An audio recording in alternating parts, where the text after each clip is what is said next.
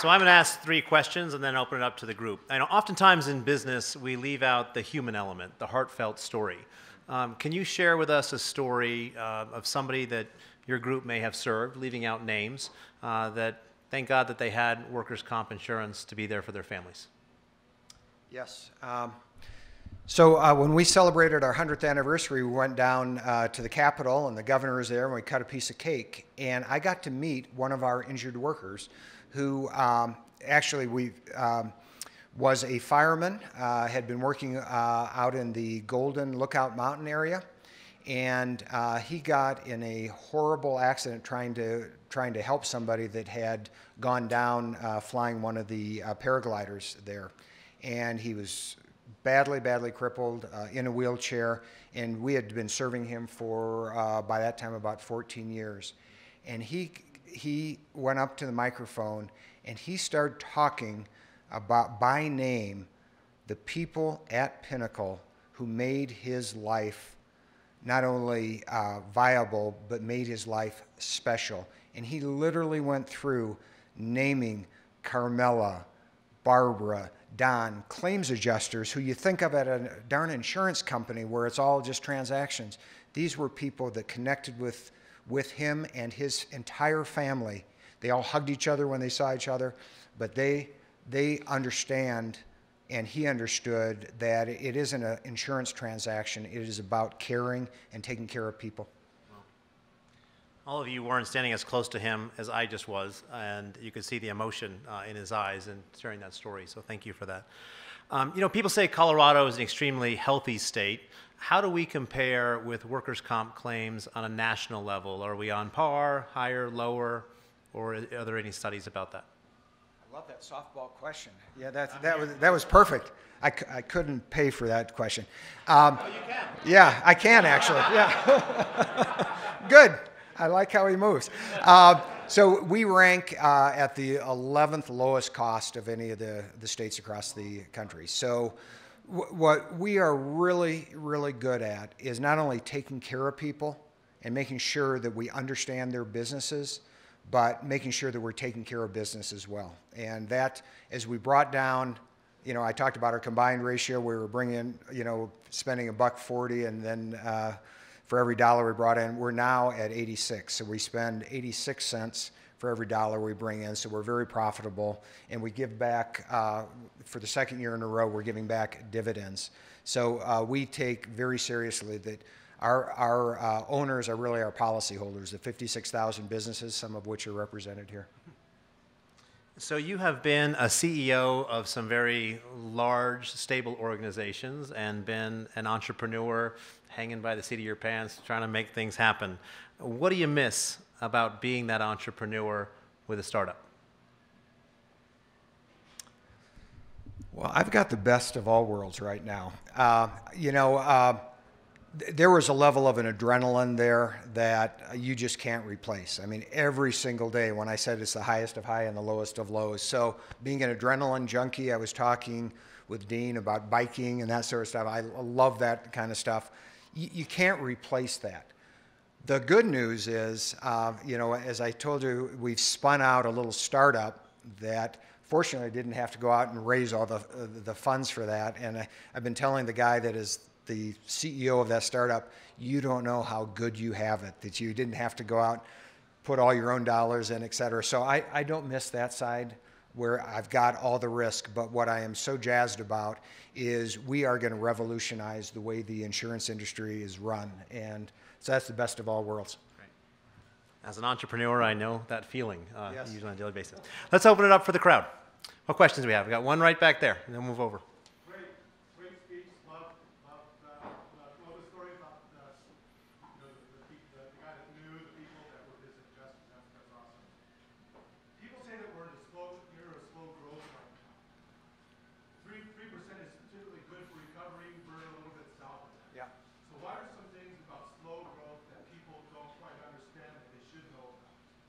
So the question is, people believe that we're in a period of slow growth right now, 3% or less. And what are some of the things that people might not understand about the benefits of a slow growth period? Pros and cons of a slow growth period. One of the things I'm not is an economist, so that feels a little bit like a very tough question.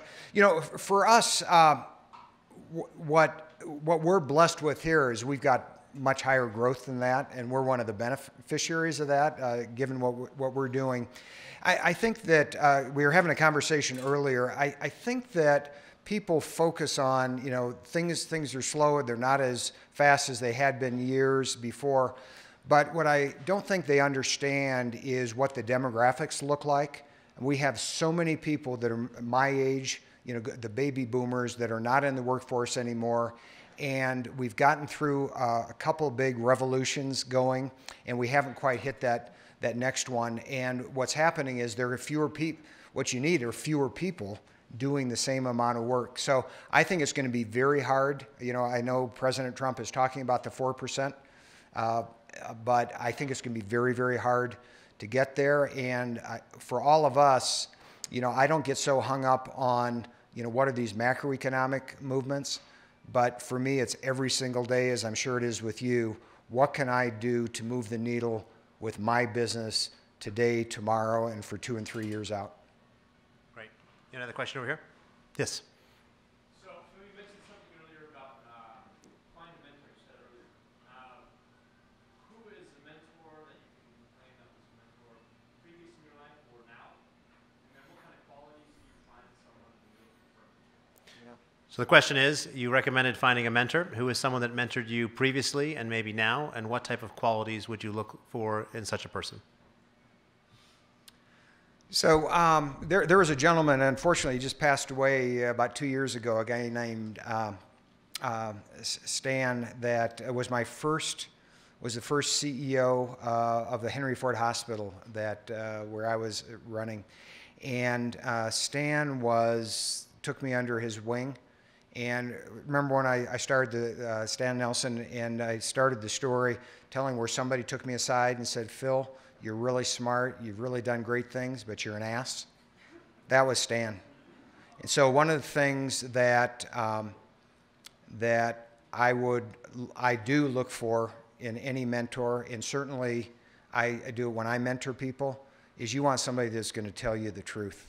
You want somebody that's going to hold up a mirror and say, this is what you're good at, and here's where you need to learn. And certainly that's something that I think is one of the most important things. And secondly, as I described my path, while it went around a lot of different things, I was very intentional about what I decided to take on and where to go. So you also want somebody that, as you think about what's the next step and the next step after that, that can give you some insights into what that might look like and some of the pros and cons of how you might go about that. Great answer. Nicole? Wait, hold on, time out. We talked about what questions we were going to ask before we came into this room. Nicole was in a meeting before this. I'm just playing with her. Go ahead, Nicole.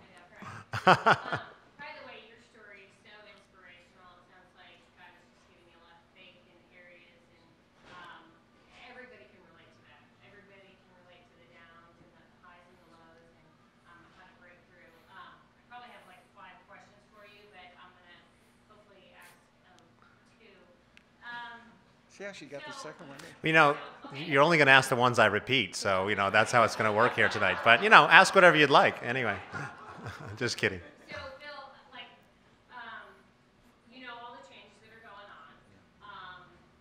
What is one of the worst things that could probably happen to your industry?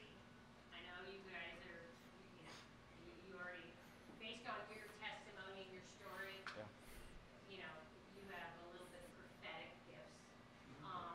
So I know you've thought ahead of time. Worst case scenario in your industry, what would that be, and how would you deal with it? And I do want to ask one more question, so just don't cut me off. Well, let's start with those. How's that? So the question is, what is the worst thing that could happen in your industry, and how would you think that you would deal with it? Have you put some plans in place for that? Yeah. Well, little do you know that we just passed that point back in November. Do all of you remember the Colorado Care bill that was going forward?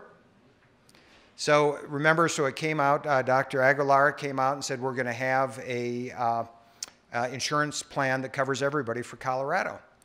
Well, until you got back, so we saw that plan come out. One of my lawyers calls me up and said, Phil, because I know Irene and I knew what she was trying to do, to create a single payer system.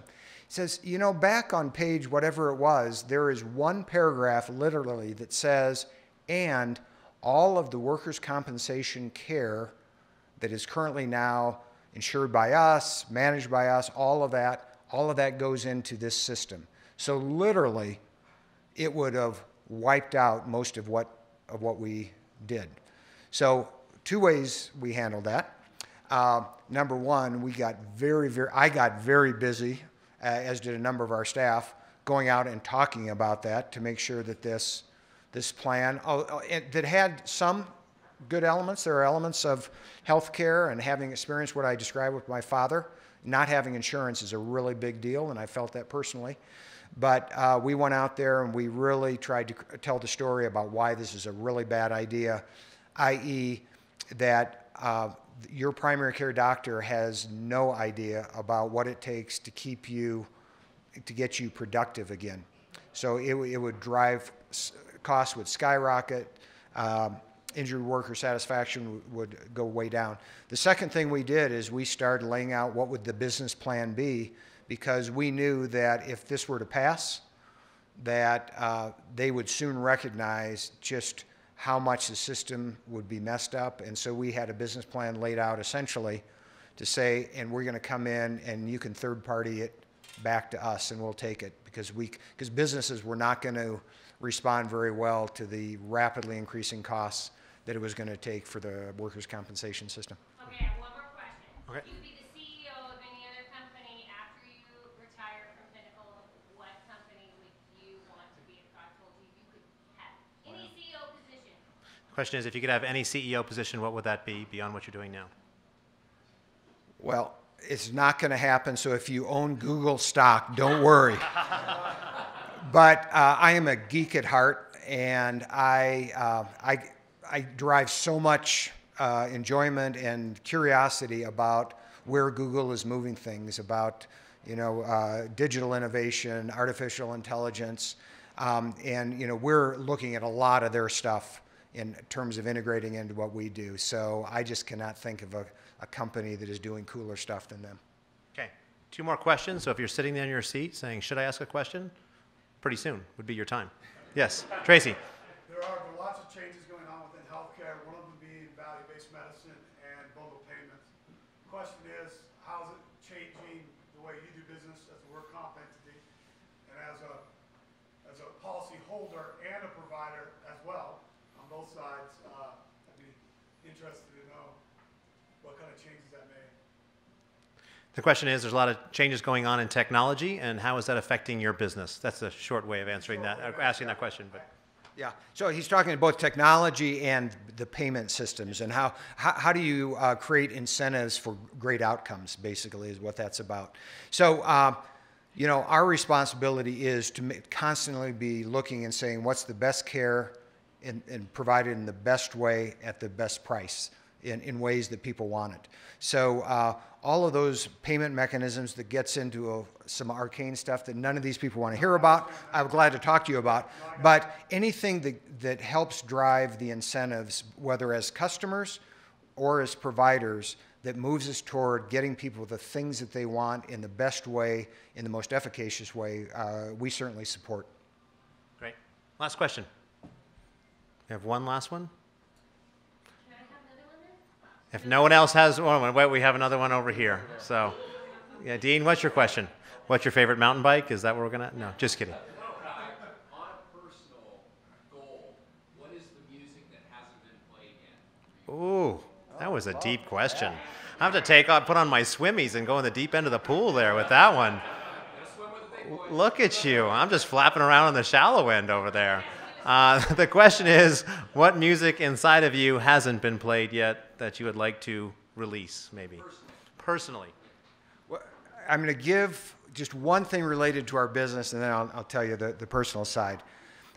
We literally last week had our all-employee meetings, and one of the things we did as part of that, I was up there as kind of the Jimmy Kimmel. We did a show and we created a carpool karaoke, with our new motto, and it's to lead a revolution in caring for businesses, for communities, and for our injured workers.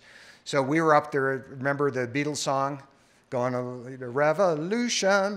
So we were up there in the car, and people were going nuts. So that was part of the music that I now have outside.